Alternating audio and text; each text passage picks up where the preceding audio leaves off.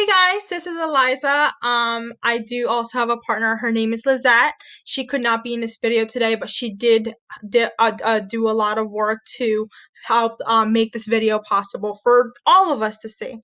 So today I'll be talking about some voting fun facts for everyone. The first one will be that American women have been voting at higher rates than men.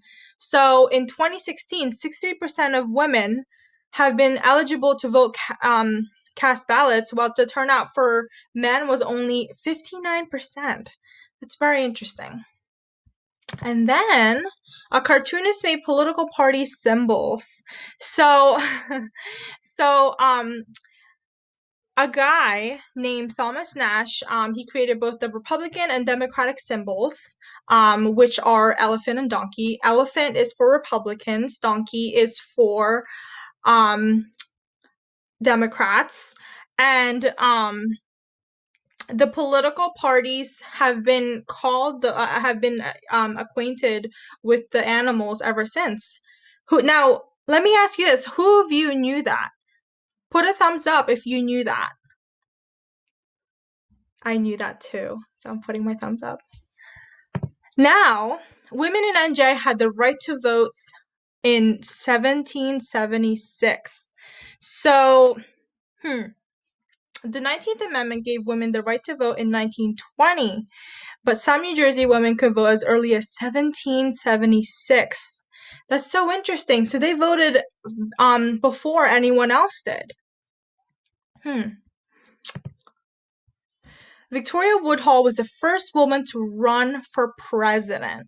So we haven't had any woman presidents yet, which is unfortunate.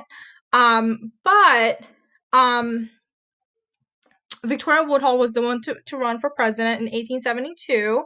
She also was the first woman, one of the first women to open a stock brokerage firm, bankrolling a controversial newspaper, and getting arrested for publishing an article that accused preacher Henry Ward Beecher of adultery.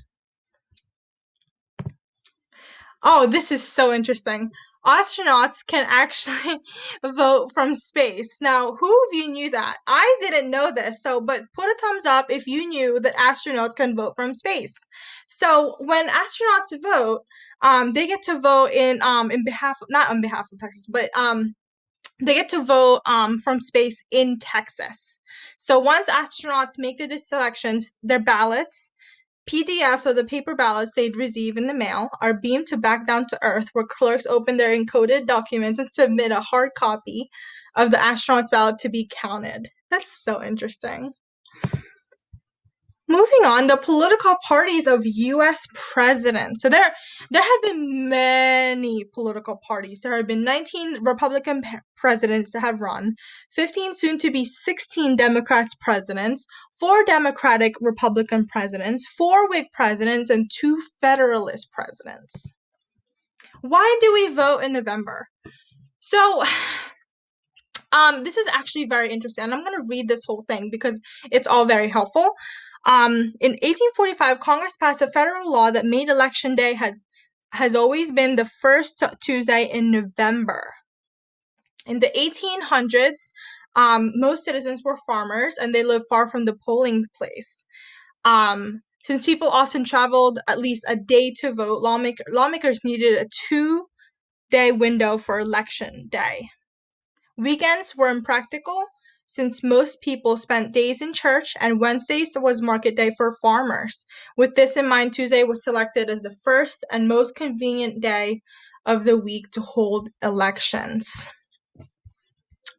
Now, for those older children, I want you to talk amongst yourselves and discuss whether or not we should change the days that we vote. So should we change? Should we still vote in November? Should we keep that, or should we vote at another month, like January or maybe April, or maybe in the summer? I want you to discuss among yourselves to do that.